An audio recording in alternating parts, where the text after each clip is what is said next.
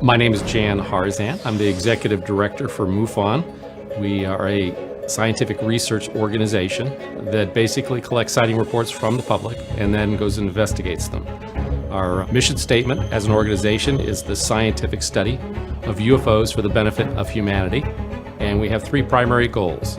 We investigate UFO reports, we promote research into the UFO subject, and we educate the public on our findings.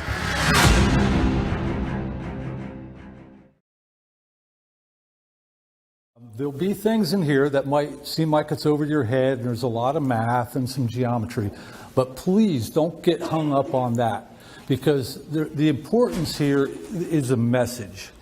There is a message at Giza, and it's for everyone. This is more of a journey of discovery for me. I didn't set out to write a book, and I'm a woodworker by trade. And I'd always been interested in Egypt, and there was a point in my life in the mid-90s where I had an event that really changed my outlook on some things in life. And one of them was just really, what is important in life, and what is going on in this life? Why are we here doing all this, and what's the deeper meaning of things? So that's where I had started. And I had been looking actually at into religions and trying to study the different religions, because I was a bit confused at that point in my life. Like, okay, what is the right version of this? So I started looking into it, and it did not take me very long at all to realize there's a common thread that runs through all the religions and all the background of ancient society.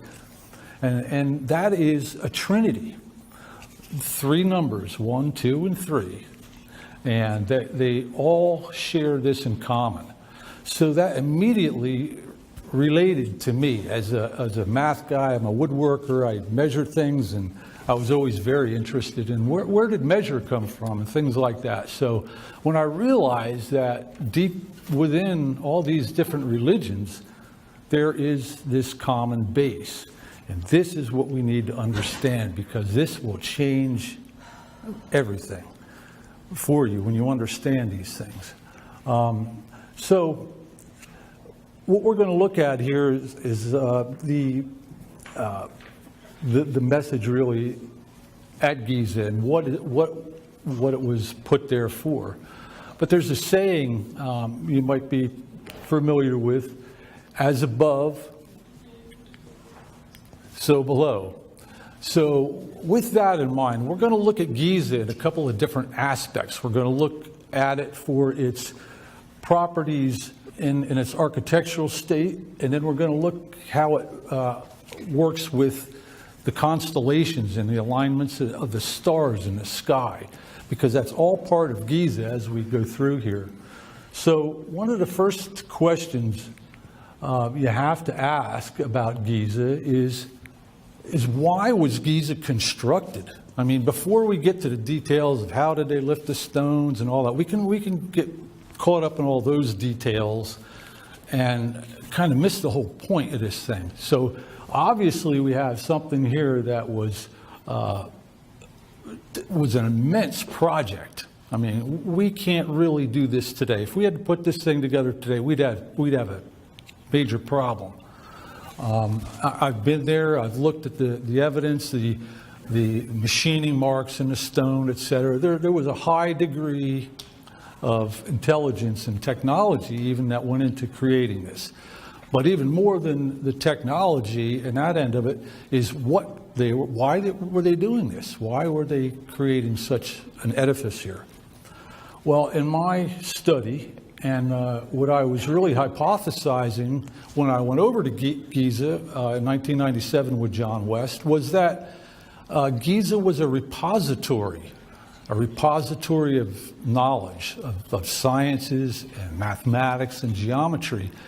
And that was, of course, not my original idea. Many others have proposed this, that it is a repository.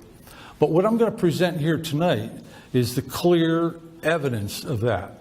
And My work here is not theoretical. This work is all based in mathematics and geometry. And everything I'm going to show you here could be recreated. There's nothing that is not provable.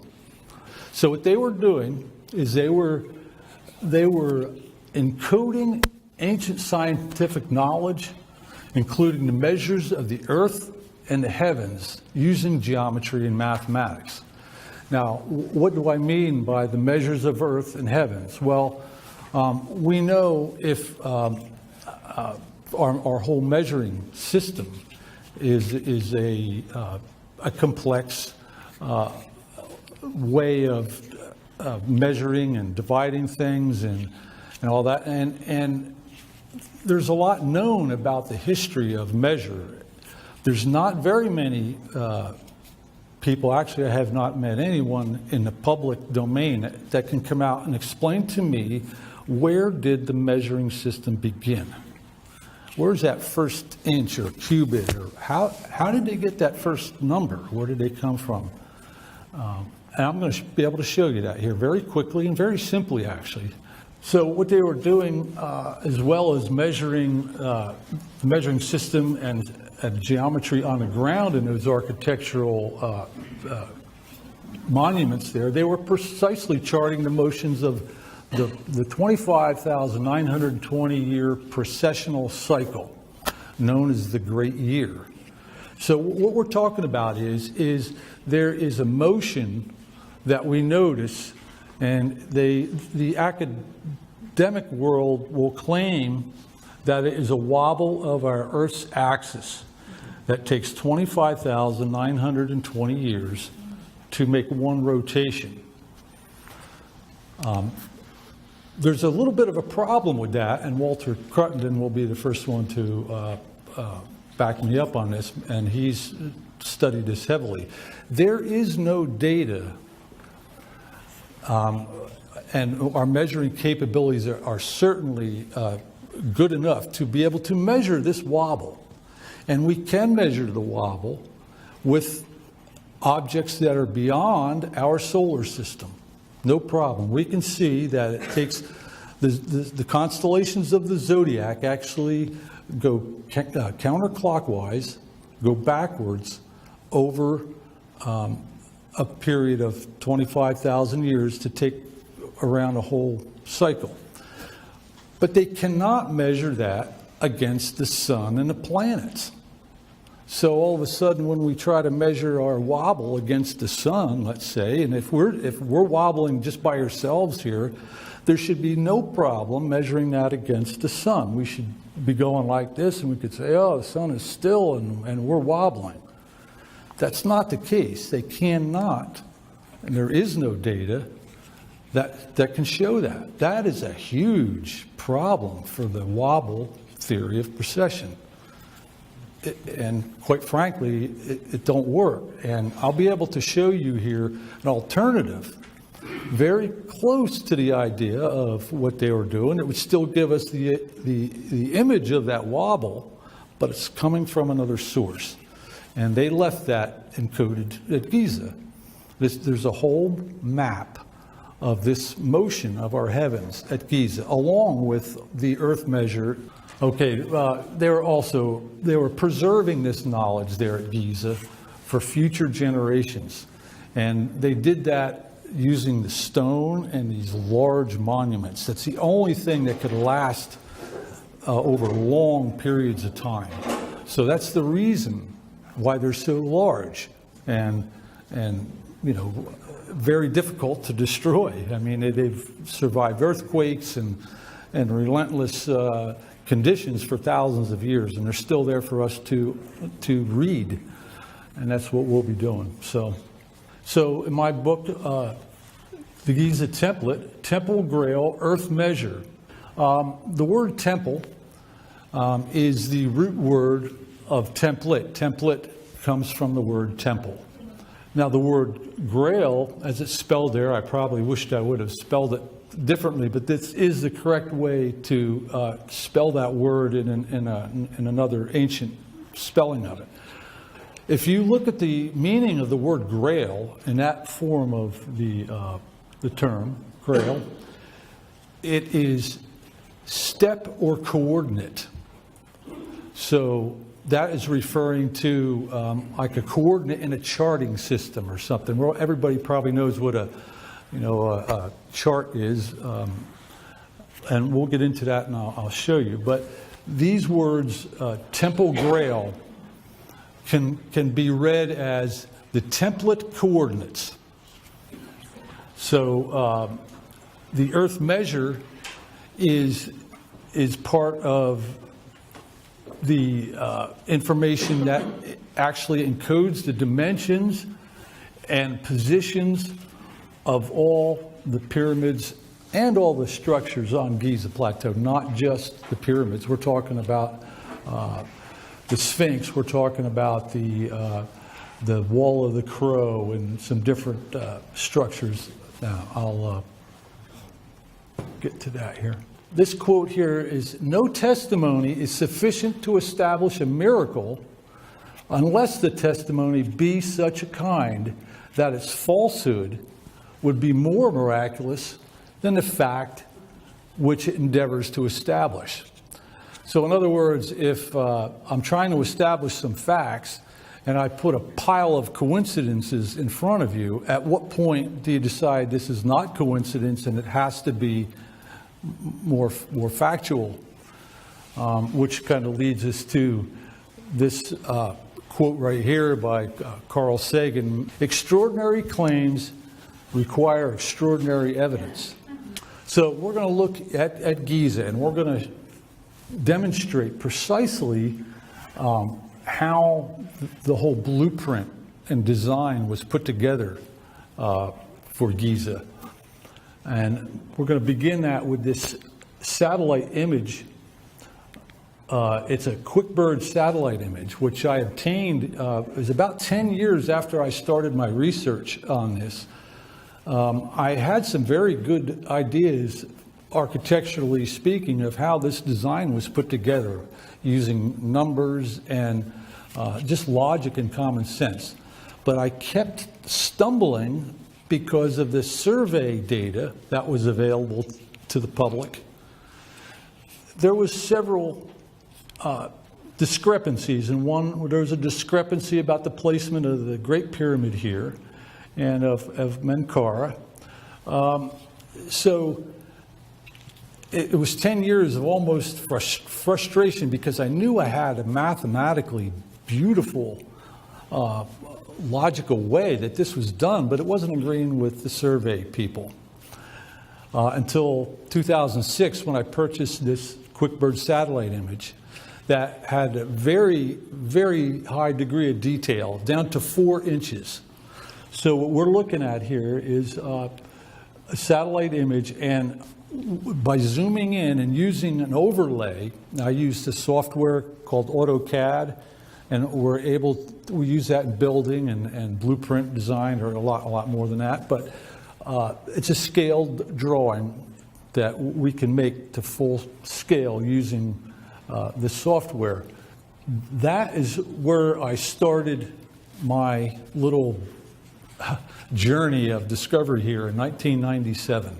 When I went over with John, I had an idea that, just from an artist's standpoint, of how this layout possibly was done. And if you look here, just proportion, if you're looking at it in this direction, notice that I have north is to our right over here, and east and west is running in this direction. There's a very good reason for that, in that they were tracking the path of the sun, east to west. That was the main point. So when we view this, that's how we're going to look at it, from the path of the sun goes from east to west. So what we're doing here is we're looking at a 360-degree panorama from a drone video shot directly above the center of where I had actually felt that was the center back in 1997.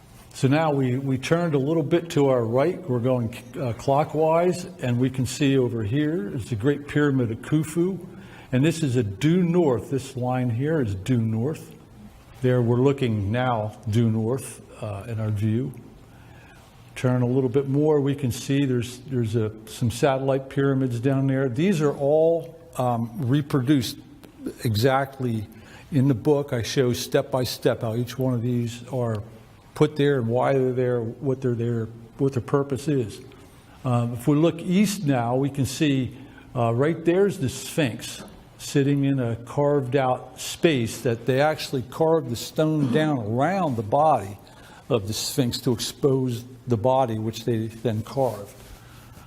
This is the Sphinx Causeway. It's a very important part of this map, and that goes back to the center point of our template here. Continuing around, there's some other architectural components to this that one is down here, it's hard to see, it's called the Wall of the Crow. It's just this immense wall. It's like 32 3/4 feet square and about 650 feet long. Massive solid blocks just laid up as a wall. The other temple, Kenkawis, is here. That plays another important role. And we can see here as we're almost around, we can see this causeway here, right here. This is the causeway to the Menkaure, or the third smallest pyramid of the three. Each one of the pyramids has a causeway leading from it.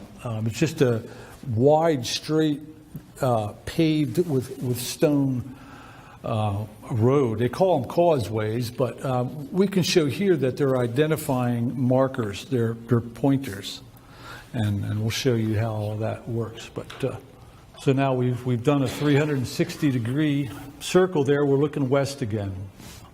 This is called a plan view, by the way, in architectural terms. It is looking at directly above, looking down at the floor plan. So here are all the components. We got the Great Pyramid of Khufu, and I've tried to, if you can take notice, I've tried to help a little bit here color coding things. So we're going to have some different colors for each of the pyramids, plus the numbers are color coded too. So I'll try to explain that as we go through, just to help you visualize some things. So as I was saying before, there's our temple at Kenkawis here. Here's the Wall of the Crow. Here's the Great Sphinx. These three satellite pyramids, they call them, and there's also three up here, and there's another small pyramid right here to the left of Khafra. Khafra is the son of Khufu, and Menkaure is the son of Khafra. So this is a multi-generational project that was put together here. Now, I'm not going to get into when was it built and all that. There's a lot of good information, but I think there's a lot of information that is a little bit misleading because certainly we could put a foundation in at one point and then many years later come back and build on it, right? I mean, that's not an impossibility, and there's really good evidence for that. So we're going to start now the blueprint. What were they trying to do, these designers and architects? What were they trying to encode here, and how are they going to make this design? If we can see here, there's a very interesting geometric equation, if you want to call that tells us, and the Egyptians were very well aware of this, and they used it in a lot of different ways, and actually many cultures use this design right here. If we take this circle and we divide it by 9 in its diameter, so that there are 9 units across the diameter, 1 through 9, okay? We draw a circle. If we do the math and come up with the area of that circle, and we're not going to do the math because we don't need to go into all that. But the answer is the area is 63.6428. That's how much area is in a circle. Now, if we take a square that is of the same area or the same size units, if we go 8 square, and make an 8 by 8 square there, the area of that square is 64. So there's a very close relationship to a circle of 9 and a square of 8 by 8. And this is also, in many cultures, is a concept of ancient land management. And a lot of cities were actually plotted out using this very method in many different cultures. So this is very common. Now, on our square, we've taken what's called the lambda sequence. The lambda sequence was given to us by Plato in his book Timaeus, and he claimed that God used a sequence of numbers, the lambda sequence, to create the cosmic soul. That was what Plato says. So those numbers are a doubling and tripling sequence. We could see the doubling sequence going down the left-hand side here, which is just, you can see how that doubles as it goes down. And across the top, it triples. It's a tripling sequence. And again, this brings us right back to one of the first things that dawned on me when I was looking into the religions was, what do we see at the top corner? We see a 1, a 2, and a 3, all of which are necessary in that particular placement to figure this all out. If we go 7 intervals down, and we go 7 intervals across the top, and we go 7 intervals up, we have a coordinate system there. So here's where comes in with the Graal, the coordinates, the step or position. This is what they were talking about. This, in my opinion, is the Graal. So within this scale, we can see there's some interesting numbers come up right off the bat. Let's first look down here. That's 186,624. That's very close to the speed of light in miles per second. Up here, the number 432 is very close to our tuning, what we tune in instruments. So what we're kind of looking at here is frequencies. We can imagine this is sound and frequencies. Light is just a very much higher in the frequencies than sound. But we can relate right here very quickly. We can see that this number 432, by the way, was a tuning. We now, that piano over there is tuned to 440 cycles per second, or hertz. In some of the ancient tunings, they would use 432 hertz. Stradivarius also designed his violins using 432 hertz. There were a number of composers, very famous composers, Verdi being one of them, that also composed in 432 hertz. If we hear the chant of a Buddhist chanting, the Om, Om, that is chanted at 432 hertz, along with really Amen. It's really the same type of chants, using those sound frequencies. These sound frequencies, and I think we all realize this, that sound and frequencies can have an effect upon your brain. I think everybody would agree with that statement. So there's the very important connection between sound and light right here when we first look at this. But if we now take those intervals and we were to divide them into 7 intervals in between, we have a very interesting interval right here that its value, the value between the 432 and the 288 is 144. If we were to divide that by 7, right there, what I just told you is exactly how they came up with the root cubit. And that is in inches. So again, there are these two numbers, the 288 and the 432. And it's at an angle here to produce that coordinate there, which is 16 by 21. And that is what Plato gave us as the lambda, 16 and 27. If we multiply that, we got 432. And the angle that creates is known as a 3-4 Pythagorean triangle. In other words, there's 4 units down the side, 3 across the bottom, and if we were to measure that up, there would be exactly 5 of those same units on this angle. That makes that angle a very unique angle in that all the sides can communicate quite easily with each other because they're all the same unit value or length. So that angle right there is the angle of our first pyramid that we're going to place on our chart here, on our blueprint. And that's the center pyramid of Khafra.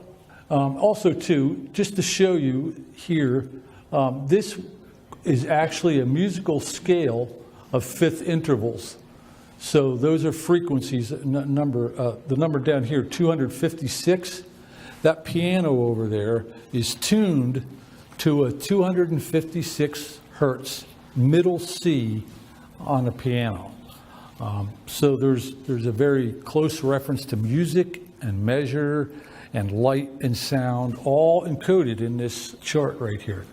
So we're going to take those two numbers, we're going to place that pyramid of Khafra right in our 6th position up.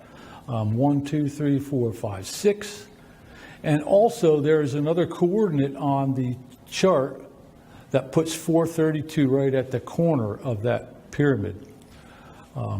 Menkara up here, we're going to use a dimension of 288 feet to place that one, and 432 for that one. So now if we look at, I was mentioning these satellite pyramids down here.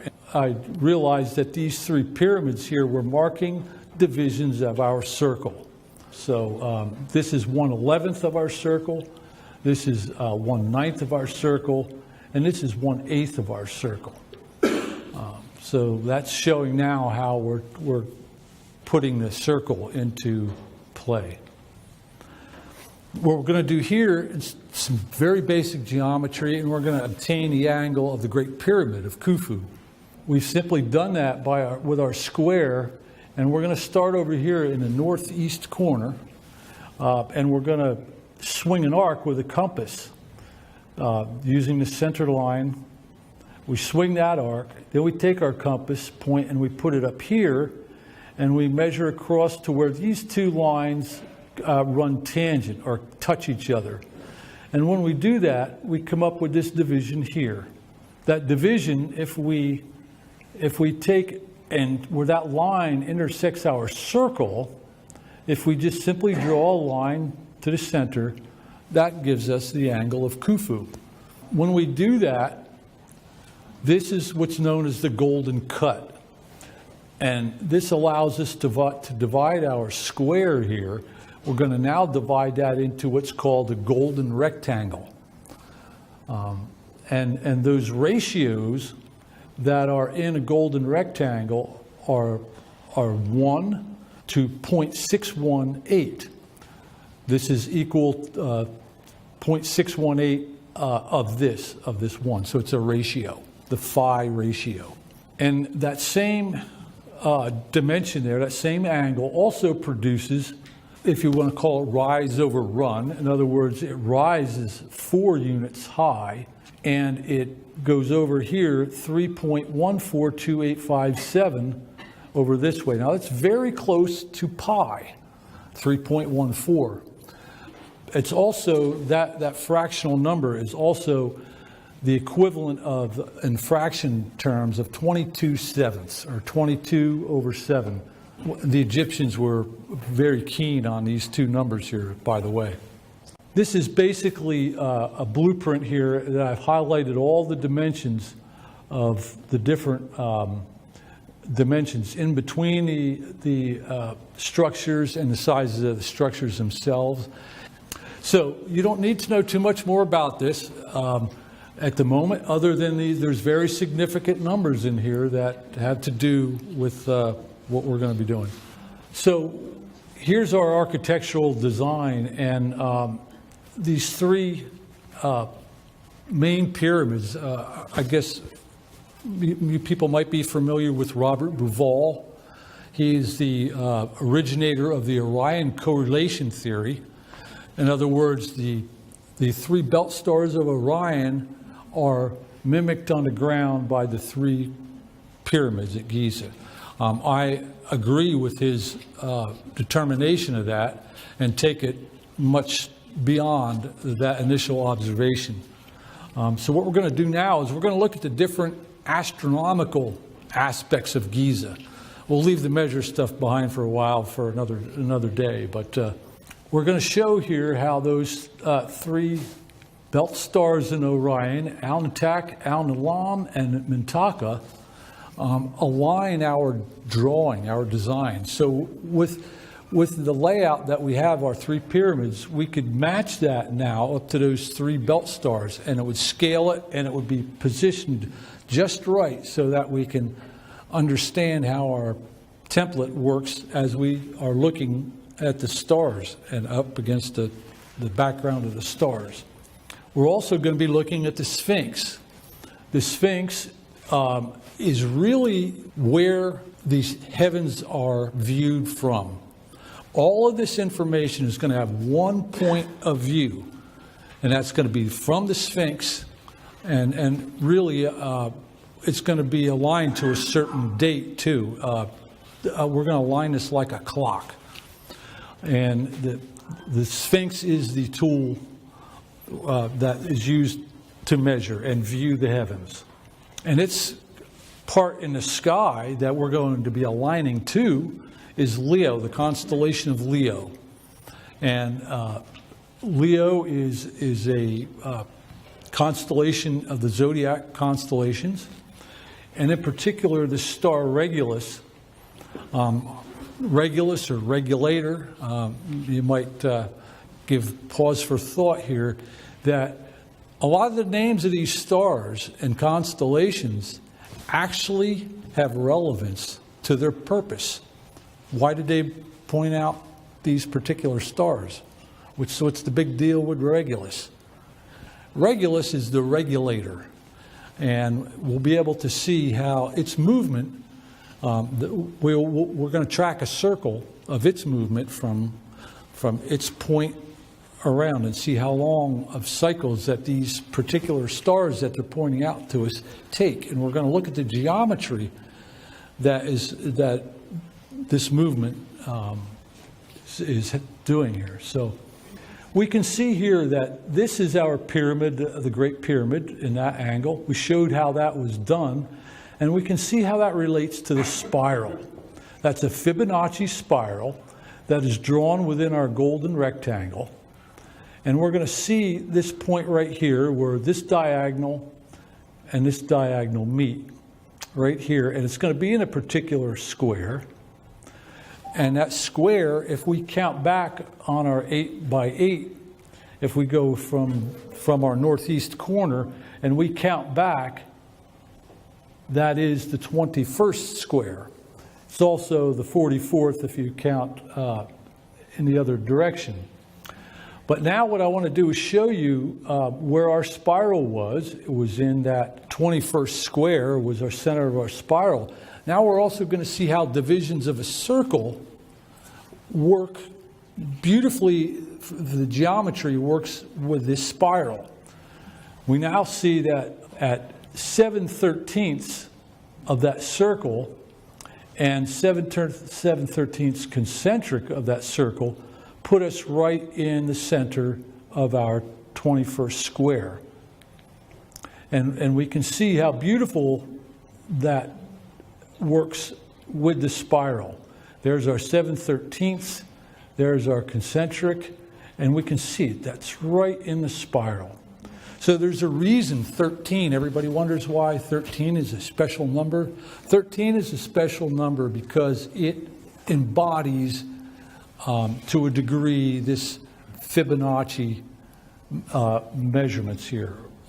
Okay, so it's the 44th if you're counting down from the top, or the 21st from the bottom.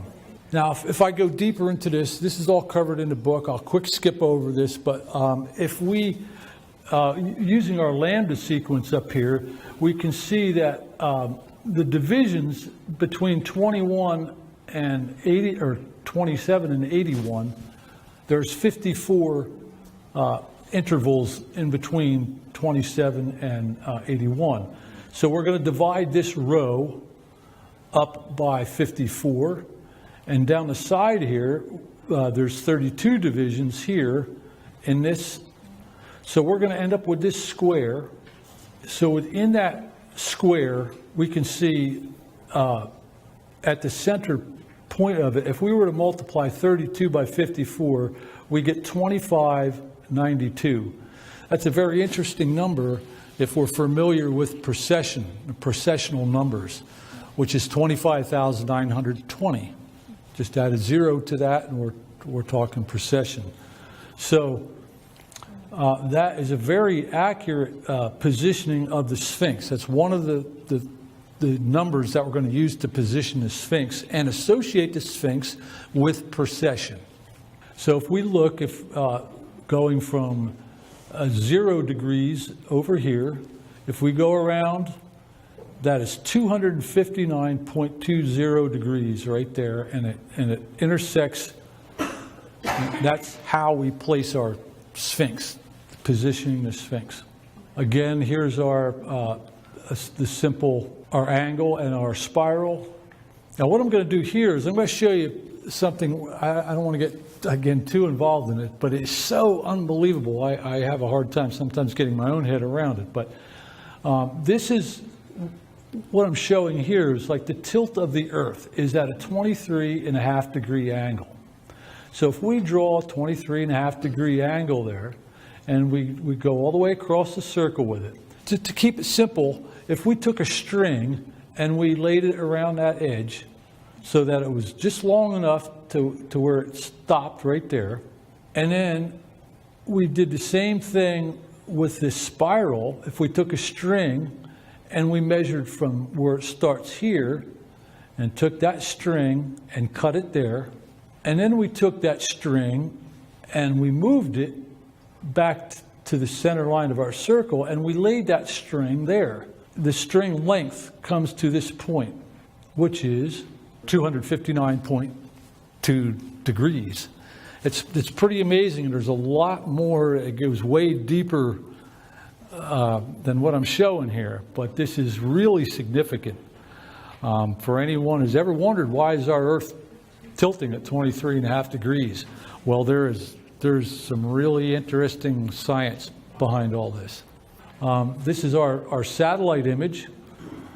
Again, showing you right there how that all works and lines up the Sphinx. And if we look in closer, this is just a zoomed in view of our 21st square. And if we notice that when we divide that by 4, our center number is 2592, which is alluding to processional and processional number. It's also, if you add up the number of squares in each one of these quarters, there's 432 squares in each one of those corners, which brings us back to our original 432 number. The actual divisions of the square were used to determine the length and width of the Sphinx and position it. Now, also, too, there's a longitude here. This is all very precisely placed at Giza, too. The speed of light is actually encoded in the latitude of the Great Pyramid. I won't get into that too much in this, but that's somewhere I have it either on a podcast or somewhere you can see all that explained. This great year of 25,920 years, if we divide that by 5, we get 5184. Now that was the angle of our Great Pyramid too. So this all works together very beautifully. It's like a Rubik's Cube of numbers once you appreciate it. There's some people that will really appreciate it more than others, those of you who are a little more adept at math and geometry. But this is a beautiful Rubik's Cube of numbers, and that is an understatement. But these designers were very precise in what they were doing. Here's a quick look a little further of that 23.5 degrees. This was used right here. What they were using this for is to divide our radius by 21 using the Fibonacci sequence. If you see up here, what the Fibonacci sequence is a sequence of numbers that starts, it's actually 1, 1, and 1 plus 2 is 3. I don't have the 2 in there. I should have it. And 3 plus 2 is 5. 3 plus 5 is 8. 5 plus 8 is 13, etc. So that's what's known as the Fibonacci sequence, and that relates to our spiral, our Fibonacci spiral. So what they're showing here is a connection between a circle and the degrees of a circle and our spiral. And it's really how they measured this when you see it. But this down here is our wall of the crow. This is how the wall of the crow is placed using this geometry here to point out this Fibonacci series of 8 and 13.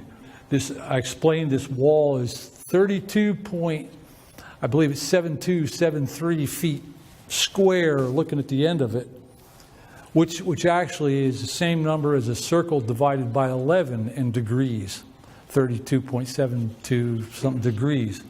So they were also encoding number of degrees in this wall of the crow as well.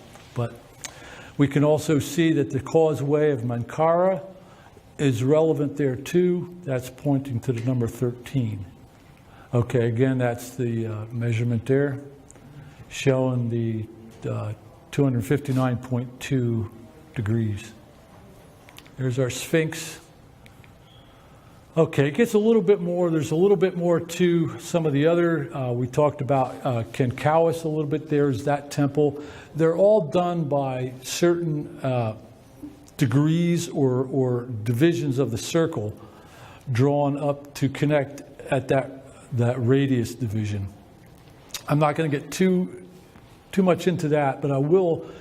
We covered the causeway of from the Khafre pyramid. The causeway was 7/13. That's the green line right there. That's our causeway for this pyramid. Our causeway for Menkaure we just looked at, and we saw that that's relative to our measuring the spiral against the circle. Now we're going to look at the causeway of the Great Pyramid. This is really quite interesting. And there's a little bit more to it than what I'll show you here, but just basically, if we divide that circle by 11, and we continue that division across, in yellow here is the actual causeway for the Great Pyramid. These blue lines are just relative lines showing how they obtained those angles for that causeway. Part of the causeway is the division of 11. The other up here, it's at a division of 11. If we can see now, we have our square divided by 11. There's a little bit more, again, to that in that it works with a date. But this angle for Khufu's causeway is at a 12.212012 degrees. A couple interesting things to note there, that it is a binary date, right? We're just using 1s and 2s. And the sequence of those 1s and 2s make up the date of December, the 12th month, the 21st day of 2012.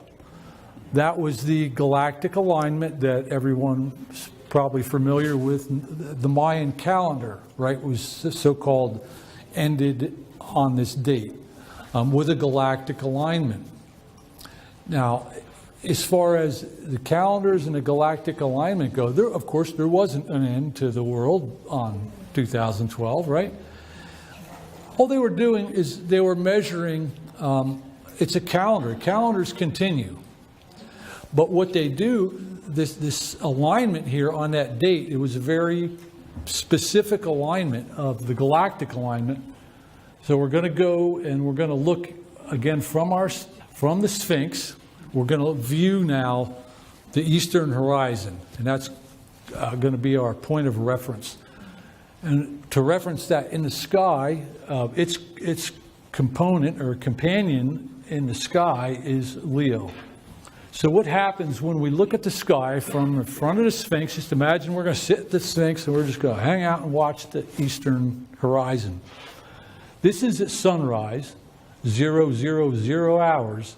Now what I did here too, this is a Stellarium software. You can pretty much, any software can do this, but what I've done was I eliminated the atmosphere. So obviously we can't see the stars behind the sun. So we can just turn that off in Stellarium, and we can see the stars that are behind the sun. Now, when we're talking about a galactic alignment, this is sunrise, December 21st, the winter solstice.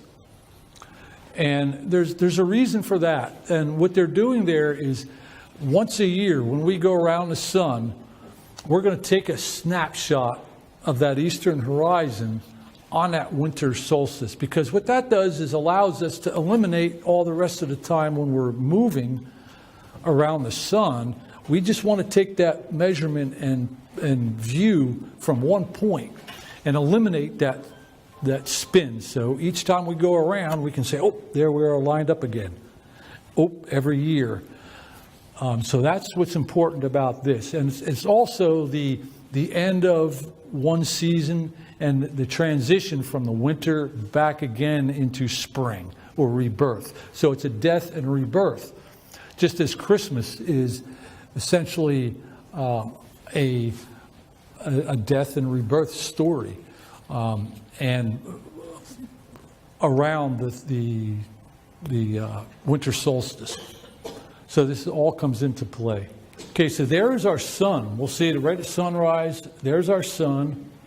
And there is the ecliptic. The ecliptic is the path that the sun seems to take as it goes around. Actually, we're spinning, but we view it as the sun moving in the ecliptic. That's the plane that all the planets are on. This is the other frame of reference.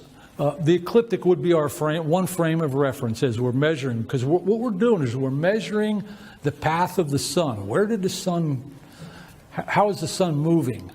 So this is what they were doing to measure all this. But this galactic plane now, we can imagine that we're in a big galaxy, in the Milky Way galaxy, and that has its plane. It's a big spiral. And the center of that galactic plane is directly behind the sun on that date. We won't see that galactic alignment again for another 25,900 or so years. So this is what we're talking about, this great year. It takes essentially 25,920 years to again view the galactic plane and the intersection of the ecliptic at sunrise. We'll get a little deeper into that, but that's actually only half of the cycle, because we're seeing just 180 degrees. But the star pattern behind that alignment is the constellation of Ophiuchus. He is known as the serpent healer. It is the kind of forgotten constellation of the zodiac. There is 13 constellations in the zodiac. And just in etymology of the word Ophiuchus, what we can see right here, the PHI is phi, or we showed that in our phi and phi is that ratio. So even in the word of the constellation that we're aligning with here, has this spiral or phi in it, in the word itself. Right there is where it's actually the foot of Ophiuchus. He's actually placing his foot. If you saw the drawings that they have with the characters and all in the zodiac, the serpent handler's foot is right there. It rests on the ecliptic. And if we draw a line there, we can see that that first leg of Ophiuchus is at exactly our 23.5 degree tilt. This gets much deeper than this, but what I'm trying to tell you here is that these are what's known as asterisms. They're the figures that we see in the sky, that, you know, the lion and now we're looking at Ophiuchus here, and, you know, the Big Dipper and different constellations you're familiar with. These asterisms are all very precisely laid out using geometry and mapping this out. None of these constellations are just drawn willy-nilly. And I cover all that. I don't know how much we'll get to here, but I better move it. I seem to be long-winded sometimes. But now we're just zooming out using our stellarium. We're looking at that same view, but we're just going to look at it in a much broader perspective here. And so what we're going to do is we're going to watch the sun. We're going to go back and track the sun at 1,000-year intervals. So we're just going to be sitting there in front of the Sphinx, and we're going to take a snapshot every 1,000 years and see what movements have transpired in that 1,000 years. I can get into this a little bit here, but I don't want to get too buried in it. Our initial number that we had for precession of 259.2 degrees, or 25,920 years, is right here. Now those are like perfect numbers, and we can see that these numbers are all very easily divided, and there's not a lot of messy fractions and all that.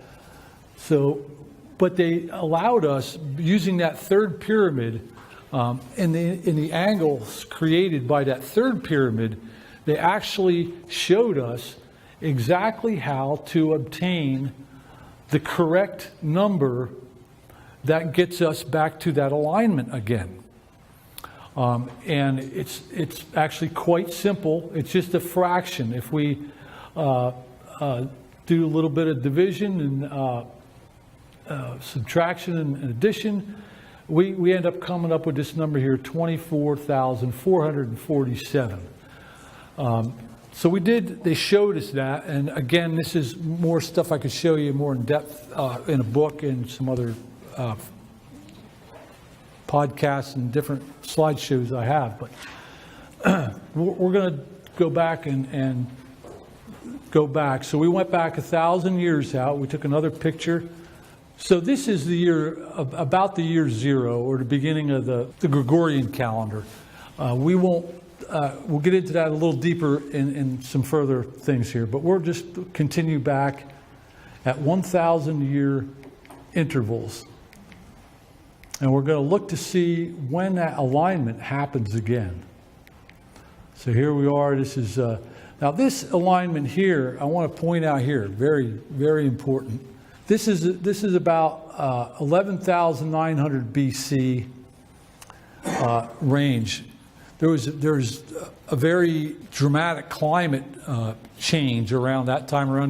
This is around the end of the Ice Age, when all the ice caps melted rapidly, and we're just curious. I was, at least when I was looking at this, is this geometry somehow related, or the climate changes related to this geometry? So I kept looking into this, and we'll keep going back now. Keep going back. There we are. We're coming up on this alignment, and then bang. There's the next time we have a galactic alignment where now here is our galactic plane. It's on a much different angle than it was before. Remember, before it was very low angle, and the sun was actually over here. But now 24,447 BC, which we obtained that exact number. They gave us this number. That's how I found that alignment, was through the numbers, not really looking at the astronomy. But so there we have it. There's Orion, and right behind the sun is the galactic center and Orion's club. Anyone's familiar with Orion, he's a hunter, Orion the hunter. And in his left hand, he carries a big stick, a big club.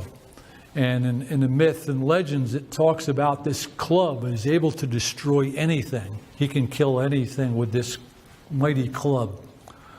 And in his right hand is usually depicted in the pictures is the skin of a lion.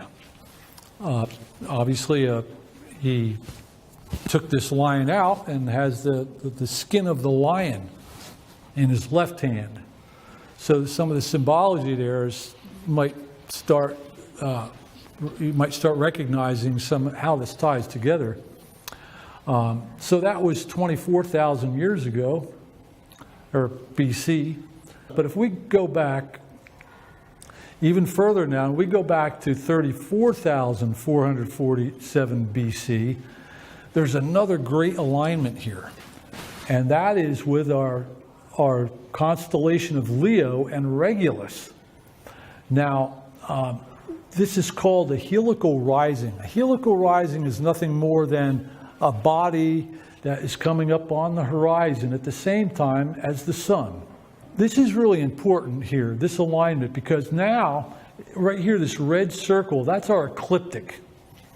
Now, I'm not going to get into that in this presentation, but we can show that if we were to look at the next time that this alignment happens where Regulus is right behind the sun on this same alignment, it won't happen until the year 17,000 and change. So it's about 36,000 years roughly it'll take that whole circle or cycle to go around a full circle. If we waited from that point for 36,000 years, we would come up and see that again. But this is extremely important here in that too, that at the same time, Regulus is on the horizon. This is the star Sirius. Right here is also helically rising. And if you notice, the beautiful positioning of our asterism of Orion is actually on the horizon, beautifully positioned there. And this is not by accident. Believe me, it's not by accident. This is all very precise and just really beautiful at its core when you really start understanding it. And simple. So again, don't be too frazzled if it's a little too deep for you, because you'll be able to pick up some of this, hopefully, if you can get a recording of this, and you'll be able to get a little bit more the second time around.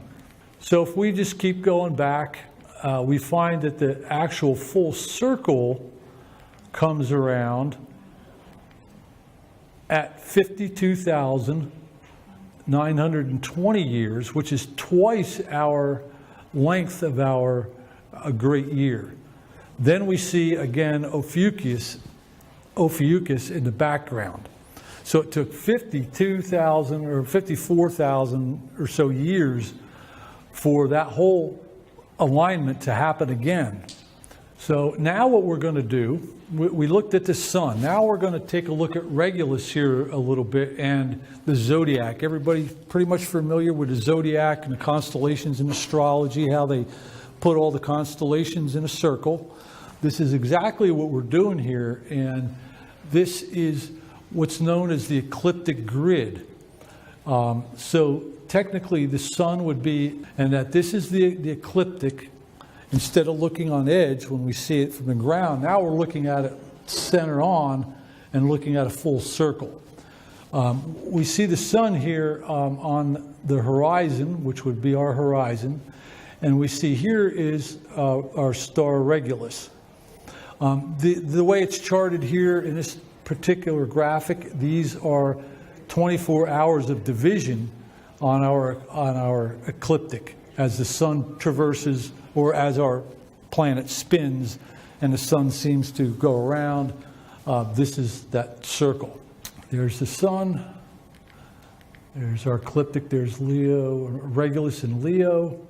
Now what we've done here is we've aligned, and there's a couple of steps, and beautifully elegant steps, by the way, that allow us to position our view so that Regulus is now lined up right here. And it really comes from the position of our sun here, and if we look at Polaris, we can see Polaris here too. And also, just to point out a few of the constellations here of the zodiac, this would be Leo, this is Virgo, this is Libra, Scorpius.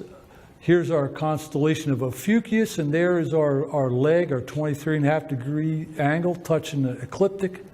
There's our sun. Now that's because we're viewing our sun. We're actually measuring it as its center being here, but we can see it on our horizon. So that's where the sun is. And this angle from 90 degrees here over to here, and we draw a line straight from Polaris through the center to our sun. I'll throw this in there too. This is just a little bit of an interesting point, but it's all really relative. But if we take what's known as the Vesica Piscis, do you all know what the Vesica Piscis is? It's a symbol, or it's actually technically a geometrical term of two circles equal size. And if you can see, we have our main circle here. And if we draw another circle with its radius touching the radius of our first circle and go around, we create what's known as two overlapping circles, which is known as the Vesica Piscis. That creates this fish symbol here that we're all familiar with.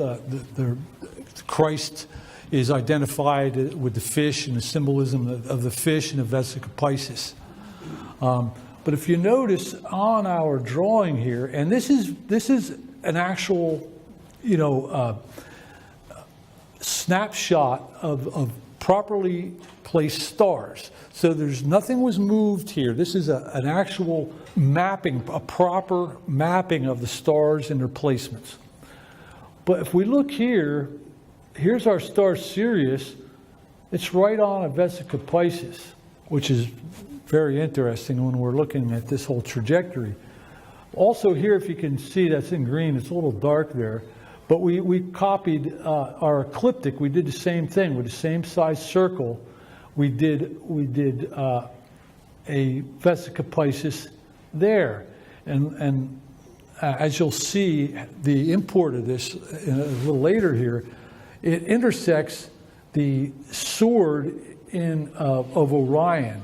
That's they call it the sword of Orion. And within that area, there is a star-birthing nebula, the Great Orion Nebula, M42. It's one of the most observed points in the sky by astronomers. It's a very unique place as it births stars. We can see and note, and there's really a great, some new information about M42 and the stars that have been birthed out of that's coming to light. And this, I think, actually proves that the connection between this nebula, the star-birthing nebula. But as we go around these constellations, these are all the constellations of the zodiac.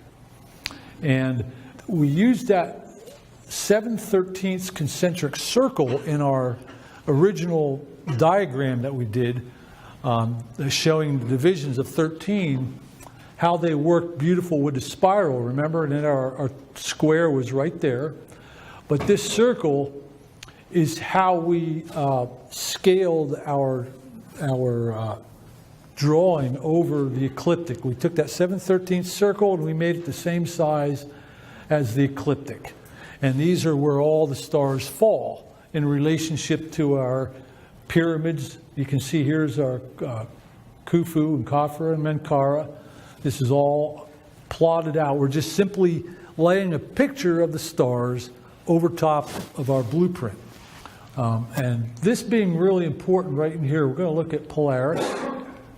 And if we draw a line, because remember this alignment happened when we were on the Earth, Polaris being our pole, and we were looking through the sun, which our sun is actually technically at the center of this diagram, but we see it on the horizon, which is here. So that angle right there is extremely important, and that angle is 51.27 degrees. And that number was calculated and corrected from our original number of 51.84, which made the angle of our Great Pyramid. But this is a corrected angle, and they showed us how to do this. Take these less than or perfect numbers and adjust them slightly to where how nature uses them. It's really quite amazing how this is all integrated. Okay, so there's Polaris, and we can see now here too is our 259.2 degrees going through our Sphinx. Okay, now what I've done here is just highlighted Leo, the constellation of Leo. Now I didn't change anything. I aligned it just like I showed. Simply using that circle, our 7/13 circle, to go on the ecliptic, and our spiral falls in that position. Just take a look at the constellation of Leo. Can everybody kind of recognize and see the geometrical positioning of those stars in relationship to that spiral? We can see here that the head is directly on the center line. Again, Regulus is right on that spiral right here. The body of the Sphinx is, the tail end of the Sphinx is on that spiral. This is essentially how they put together asterisms. And asterisms are these figures, the stick little figures that they draw, imaginary ones that they draw, pointing out certain stars. And then there's even a character that goes along with it. And these all tell a story, and it's a hugely important story. But what they did is they would take from one star to another star, and they would draw a line, and they would choose these stars because, as we can see, there's dots all over the place. So they're going to randomly, from an artist's point of view, they're going to pick stars that happen to be near this geometry, and they're going to draw a line from that star and use another star that connects to literally point out divisions of this circle. And here is several different divisions of our circle. There is a division of 9, a division of 11, and a division of 13, and they're color-coded. The white is 9 divisions, the green is 13 divisions, the blue is 11 divisions, and so forth. So they were using, when they designed this asterism, they chose stars that fell within the geometry of our spiral, and also that they could use to point out different significant positions around this circle. There's 10 pointers in this constellation or asterism, which means that there's 9 stars here. So remember, we had 9 and we had 11 and we had 13. So the number of stars in the constellation is also important here in this whole message. I could go around and show you every one of them are like that. Every one of these were created very specifically. We won't have time really to do that, but I will show you here is an example of Orion. Here's the constellation of Orion. Here's our M42 nebula, which, by the way, is on 1/9 of our circle, or 3/9 of our circle. But as you can see here, none of these lines were accidental. They were all very well thought out and planned and drawn in a manner as to point specifics out of this circle. There are 21 pointers in in Orion.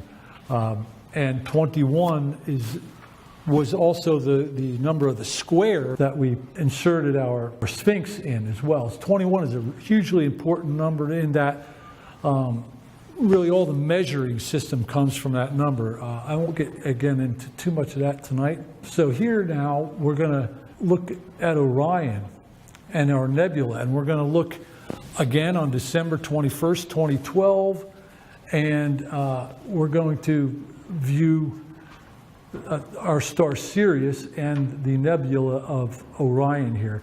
And we're going to note that it's 21 degrees in its height, of the azimuthal height off the horizon. We can also see that it's exactly 90 degrees directly above Sirius, and that is the M42 nebula. And if we look here, we're going to be tracking the Pleiades as well. And if we see, this is the Pleiades up here.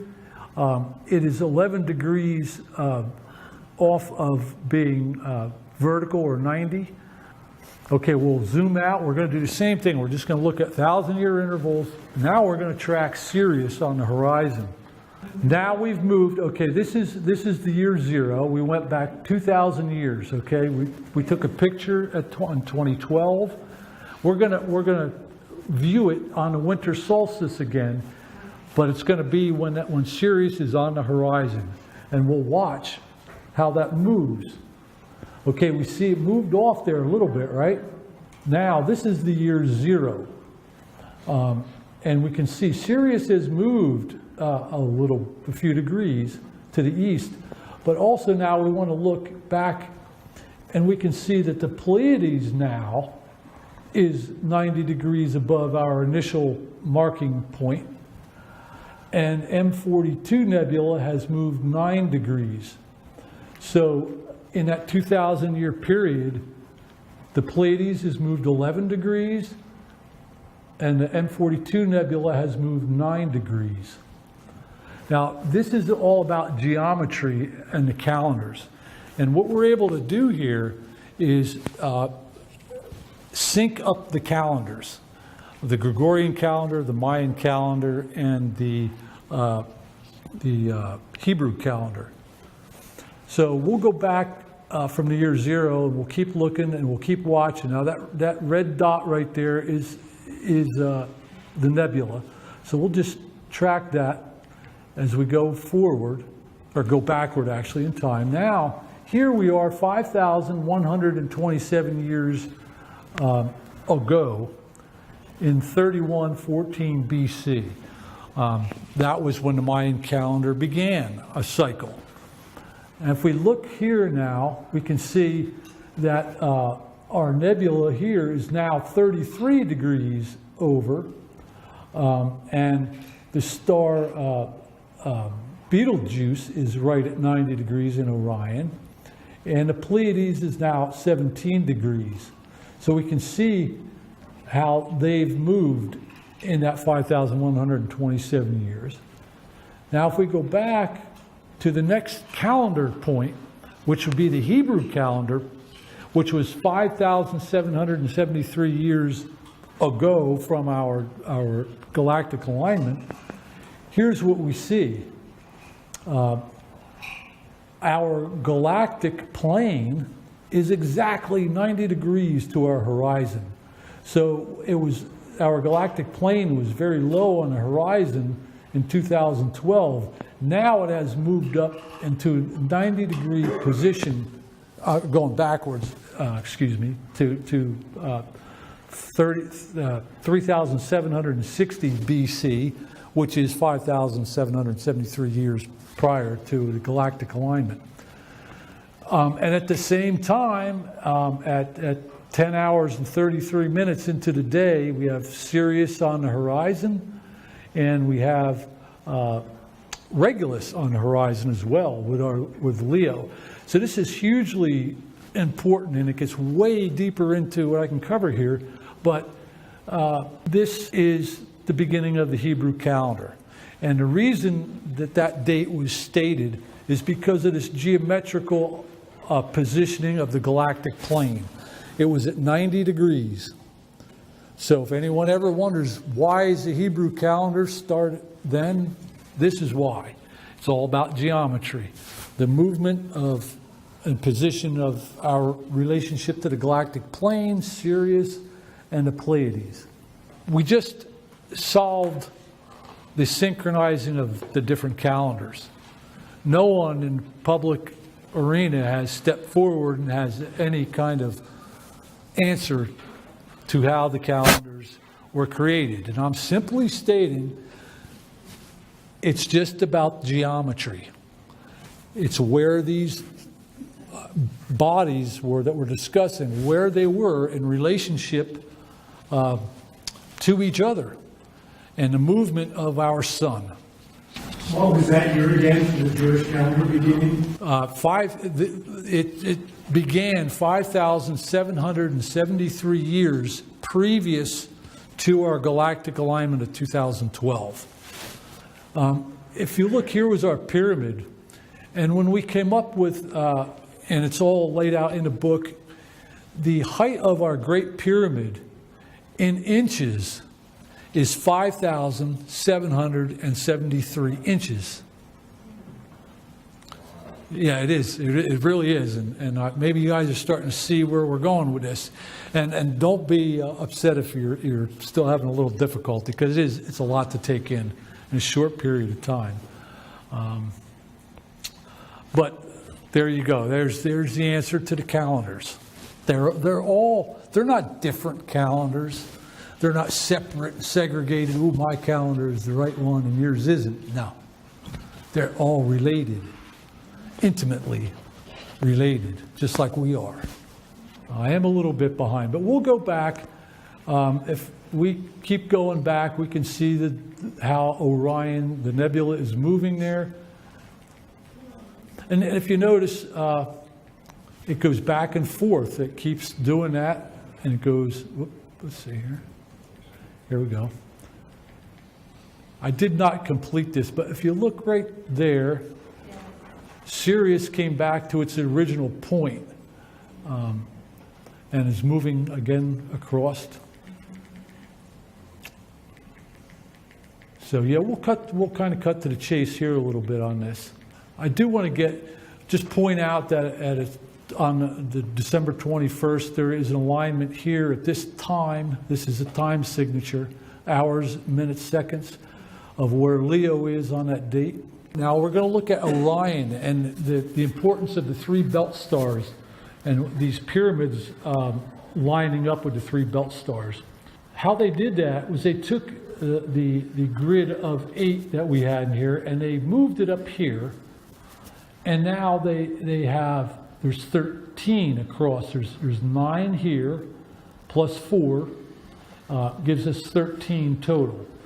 And what they did was they made a grid. And this grid is based in the Fibonacci ratio. And it's a golden rectangle, just like we observed earlier when we were looking at the Sphinx and the spirals. But we're going to create another spiral. And this is the importance of Robert Bauval's Orion correlation theory, that the 3 pyramids align with the belt stars. Well, when you do that and you create this spiral within this plan, now we can look here and see here. There are the 3 belt stars. There was our original 9x9 template. Now, this is where it starts getting really beautiful and profound. If this is time-lapse photography of the constellation of Orion, there are our 3 belt stars that we align to. This time-lapse photography allows us to see very dim light that we... actually, if you're in really remote areas, you could see what is known here as Barnard's Loop.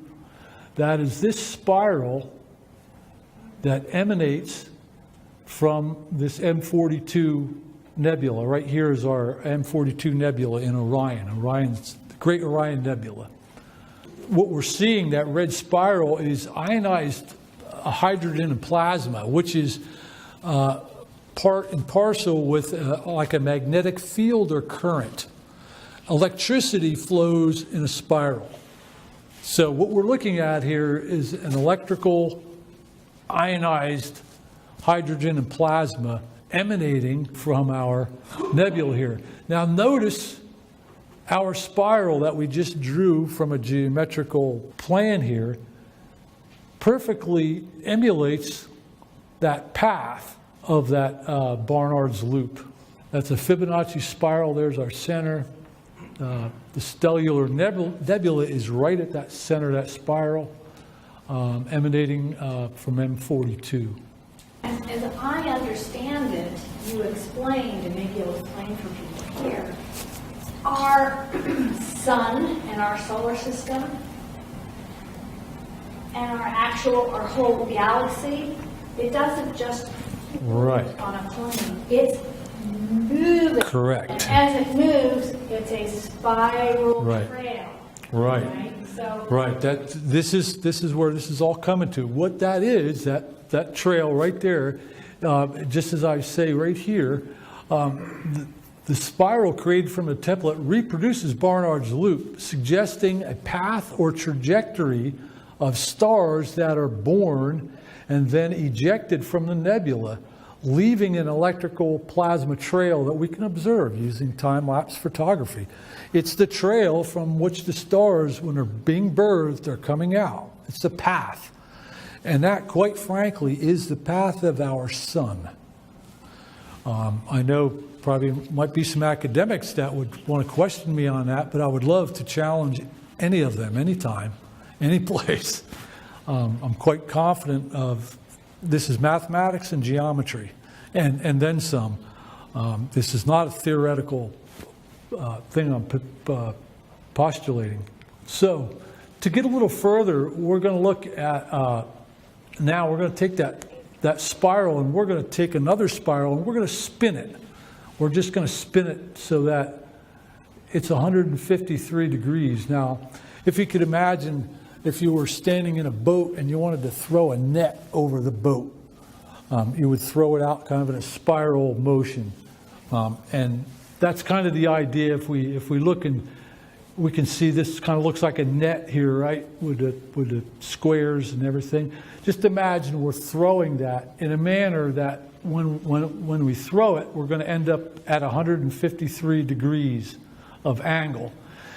There are several spirals involved. There's more than one star birthed out of this nebula. We saw the red is tracking one of our movements. That is our sun path. These other two that I'm showing you here, the one in the white I just showed you, and now the one in the blue, this is another spiral.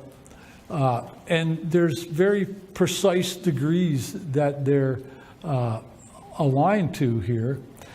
And these two numbers here are the two different numbers of these angles of the two different spirals. And if we subtract this number, our 3114, which is the year 3114 BC, it's also a degree here in our angles. If we subtract that from this number, which is the angle of the blue spiral, we get 0.5773, just like the height of our Great Pyramid, just like the year 0 in the Hebrew calendar, counting back from the galactic center. And I wish I had about 2 more hours so I could really fill you in. And I know you've got a few questions. Yes? I'll start with a question. Can we then assume from the data alignments that you have provided that whoever built and designed the Giza Plateau and the pyramids, they must have had a fundamental understanding of the trajectory of the motion of our whole galactic system, our whole galactic spiral that we're in, not just our solar system, but the birthing and movement of our sun, all the placements of the planets in it, and the zodiacal constellations around it were encoded in the building of the Giza Plateau. Yes, that's exactly right. And as profound and as unreal as that sounds, she hit it right on the head there. That's exactly what's going on here. And the data is here to prove it. I challenge any academic or astrophysicist, mathematician that wants to sit down and go over this with me. I'll be more than happy to do it. More than happy. So who designed this? It wasn't priests in 2000 BC Egypt. You got that right. Exactly. Exactly. Exactly. And this is where this all starts tying into the UFO and the outer space stuff, right? Well, I can tell you the only description of where these plans came from is in Egypt. It says in the temple in Edfu, it says the plans for the template, came down from the heavens in the days of Imhotep. And Imhotep was a great architect and healer, physician, brilliant man who helped design the step pyramid of Zoser, predating some of the Giza plateau structures. So I'm going to kind of breeze through this. Here's our numbers for the height of the Great Pyramid. There's our 5,773. There's our angle of our great year divided by 5. And there is the equivalent to the Gregorian or the Hebrew calendar in the year 2013. This is just a documents where we came up with the Pyramid of Menkaure and the important angle of that angle adjusted from that.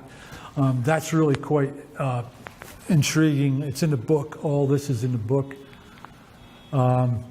Here is just a breakdown of that. Now we'll start showing this. So just to point out, some of these numbers are expressed in inches and feet. And if it were different units, it would be totally different numbers. So that suggests that the metric system of inches and feet was also correct to these people. Otherwise, the numbers would come out right. That is exactly right. Very good point there. So this whole thing was really based in inches. It starts in inches that are then created into cubits and stuff, and it's very in-depth. It's all covered in that book. Yes? All this was put together. They had a broad sense of understanding, but for the most part, most of humankind, it's beyond them. They're not going to get it. For the majority, I would say, but I can tell you this for a fact. If we all went to grade school and we started learning this, this is actually simpler than we're being taught. Because they can't even give you answers. They tell you the Earth's wobbling. Well, how come we can't measure it against the sun? There's a whole lot of stuff going on in academia. As good as some of it is just plain not right. And I can prove a lot of it, and I challenge it. Once again, I've been doing this since 2008 and have yet to have an academic come up and shoot me down and try to disprove what I'm saying here. How you understood much of this? It started really, the concept really started catching me in 2008 or so. And then this is just, it's designed in a way to be decoded by someone with little experience or knowledge. Now, I got to tell you, I'm going to admit to you right now, I have my high school and school years, I was like, I did not pay attention in school. I really didn't care about school. I didn't go to college. I went to technical school. And I had general math. That's it, general math. I didn't even get into algebra. Talk to me about algebra, and don't talk to me about algebra. So what I'm trying to tell you, it's simple. I'm a simple guy. I don't have a big mathematics background or algebra or calculus, none of that. None of that. What spurred you to do all this thing? That's a personal thing, but I will share it with you. I was a successful woodworker in 1996. I had a very good business going with, I had 7 employees. I was doing work for for very wealthy clients and recognizable projects. And I lost my daughter. She was 16 years old. And it had a profound effect on me that made me reevaluate everything in my life. Everything, man. I mean, my idea of success in 1996 was, how is this guy going to be the best woodworker in the world, doing the best woodworking for the best clients, and I'm going to build this business, and I'm going to build some money, and I'm going to be successful. But with that one day, that changed everything I believed in. I questioned God. I questioned religions. I was just totally devastated. And looking into the religions, I finally said, well, who's right here? I was born as a Christian, but there's other religions. What makes me think I know the answer? Because clearly I was questioning God, I was questioning some things. And in that study of all the different religions, I came to a realization in a short amount of time, and very logically and using common sense, that there's mathematics behind this. There's a trinity. So that's how I got started in this.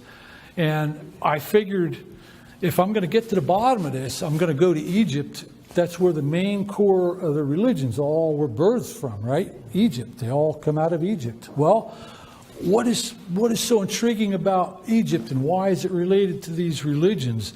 So I went over there, and through some unbelievable, this is a time in my life I'll share with you here, experiences were happening to me like you can't believe. Synchronicities, little things just falling into place for me. And it's been that way for 21 years. It's not let up. It's hard to even explain all the things that happened, but it led me. And when I went over there with John, it was such a profound event for me, and finding this architecturally, finding this center point, that I went over there with the idea in my head already of that being it. It was just like I made a promise the very day that I witnessed the Sphinx, and John did it in a dramatic fashion. We were all in a bus. We came from the hotel. It was daylight, just daybreak. The bus windows were all blacked out. We had to get off the bus, and he pulled the bus away, and there was the Sphinx in front of us. And it was really incredible. And it was really emotional for me in that that day, and this was one of the synchronistic things that happened there. That day, it was completely by chance, I guess, that day happened to be my daughter's 18th birthday. And it was very profound because we'd scheduled this trip a year ahead of time, not knowing the date. And John scheduled the whole thing, and it just happened to be that day. So it was doubly emotional for me, and I made a promise on that day that I was going to search for truth. This was the beginning of my journey, and I was hell-bent I was going to find out the truth. I wanted to know what's going on. And I've dedicated my life since doing exactly that.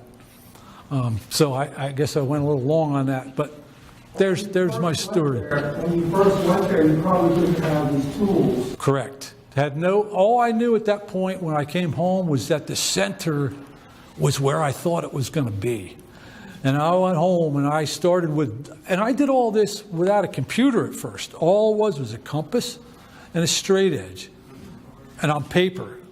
And I just kept trying to figure it out. And 21 years later, this is what we're looking at. But I know we're running late here, and I want to try to go through some stuff here. But if we look at our view of the sky again, and we were talking about Sirius, which is right here.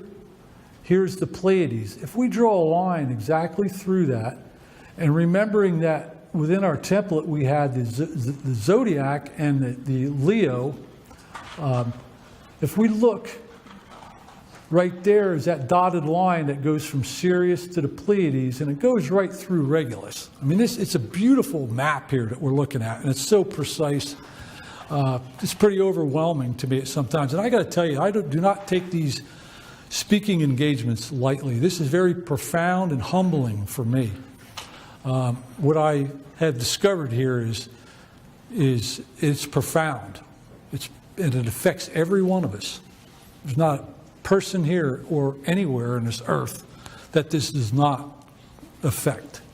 There's basically the idea of the constellations and how the asterisms are made. Now we're going to back out. I'm going to really kind of breeze through some of this because there's some stuff I want to show you that goes beyond this. But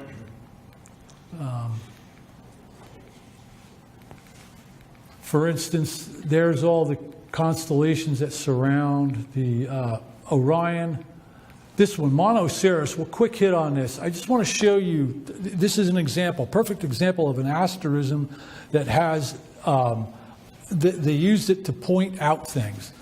The word Monoceros, the name of that constellation, if we break that down, mono means one.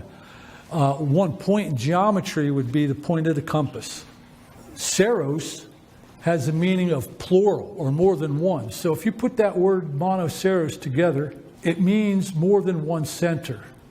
And it's represented usually in the depictions of the drawings as a unicorn with a spiral horn. Now, if we look and we draw a line on that first part of the asterism, that first one points right to the center of our spiral. The other one points to our galactic alignment, the sun and the galactic center in our zodiac there. So right there, they're showing Monoceros is pointing to two centers. So it's really profound in that all these constellations have a meaning and a purpose, and the asterisms that are in them. So I'm just going to kind of breeze through. I'll show you how these spirals emanate. There's our second one. Now, our blue spiral here relates to the Pleiades, which we can see that spiral comes right by the Pleiades. And the rest of the parts of the asterisms also point at positions of this geometry. So here's three spirals that we're looking at. One is related to the Sun and Earth and Sirius and the Pleiades. And they were all birthed out of this M42 nebula. So our Sun, the star Sirius, and the Pleiades system, what they're telling us here is that they all originated from that same stellar nebula. So we can show you too that all these asterisms are also geometrically pointing at significant places. Here are different cultural references as to the dates and the alignment. Here being the Mayan hearthstones, the Mayans talk about the three stars in Orion with the smoke at the middle or at the center. That would be the nebula of Orion. But we have here Mayan, Egyptian, Mesopotamian, Hindu, and Sumerian all relating to this dating. Now, here's where it starts to get really interesting and intriguing. What I discovered was that I'm thinking, my God, am I the only one knows it, that's figuring this out? It's not out in the public. No one has showed this information. But as I developed this more and more, I found, oh my God, there's plenty of folks that know about this. And this knowledge has been passed down with priests and adepts and through different secret societies and governments and religious institutions. They know this. You bet they know this. Are they telling you about it? No. Why wouldn't they? I heard somebody say, why wouldn't they tell us? Well, that gets into a whole deeper subject, but Maybe we can cover that a little later. That requires a little bit of going into it a little deeper, but there is very good reason to a point, and to a point I disagree with their reasons for keeping it secret, and this is what I'll continue to show you. But the information is encoded in several different ways, in architecture and in symbolism, and they encoded it in heraldry and flags. They encoded it in paintings and artwork by masters, the men in the Renaissance. And when the Knights Templars, all of a sudden, after they spent a little time at King Solomon's temple doing a little excavating, they come up with, they become very powerful, and they start building these amazing churches and cathedrals, which I as a woodworker have had the pleasure of working on some of these structures, and that was another early point that got me interested in this, is working on cathedrals and the Gothic design of churches. This is all part and parcel of this geometry. The Knights Templar were very well aware of all this.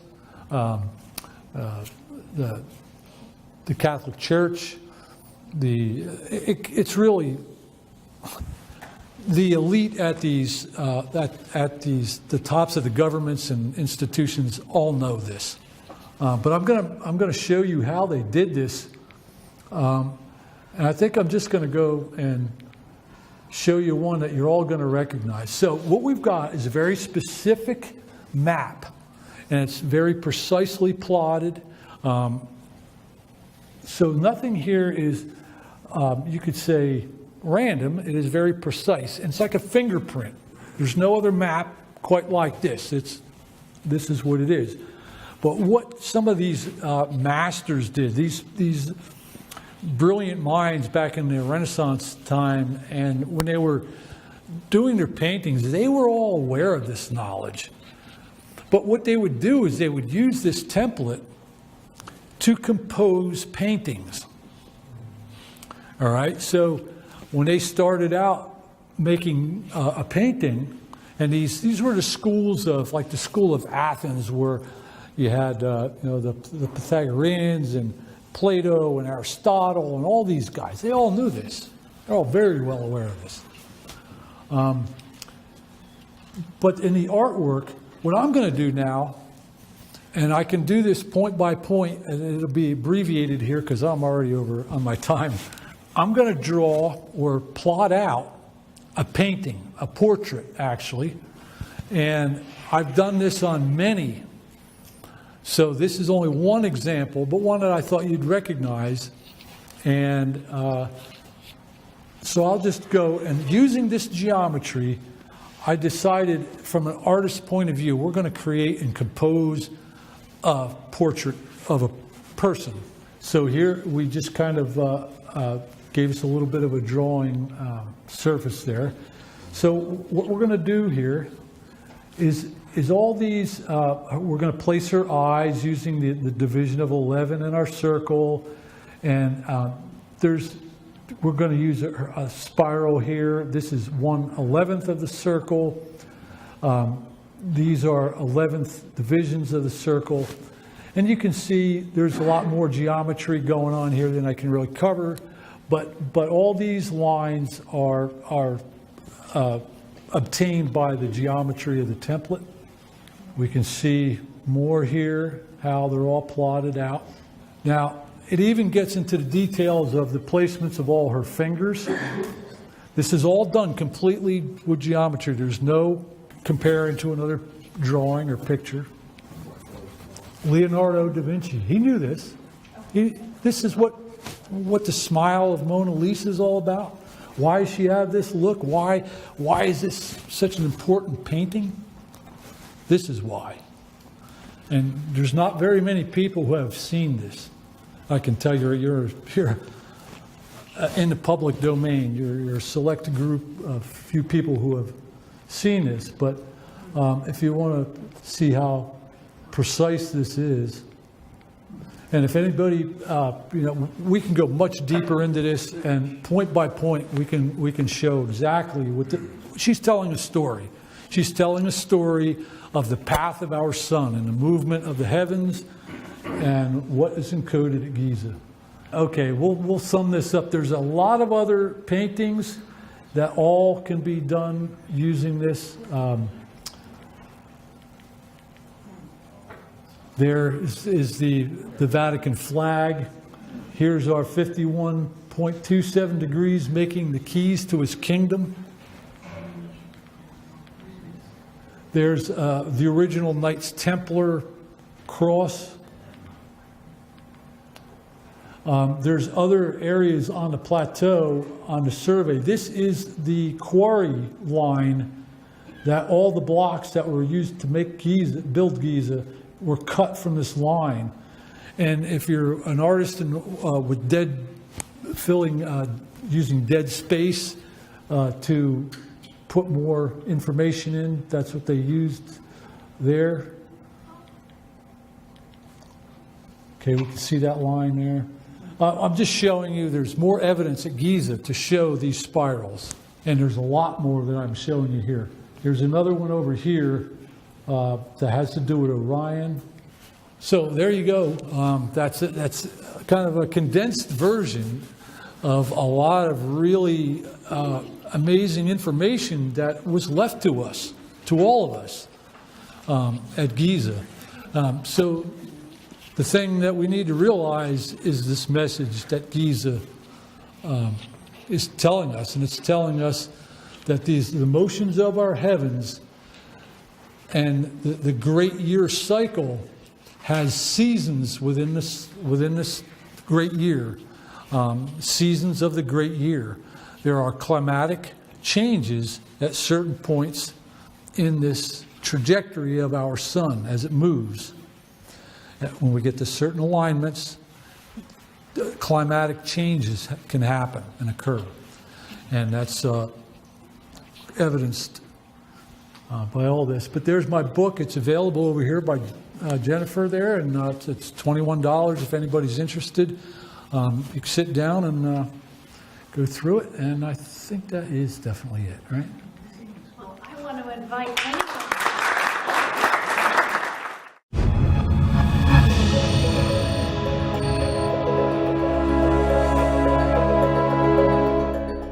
My name is Jan Harzan. I'm the executive director for MUFON.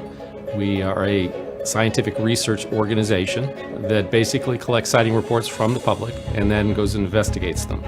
Our mission statement as an organization is the scientific study of UFOs for the benefit of humanity, and we have three primary goals. We investigate UFO reports, we promote research into the UFO subject, and we educate the public on our findings.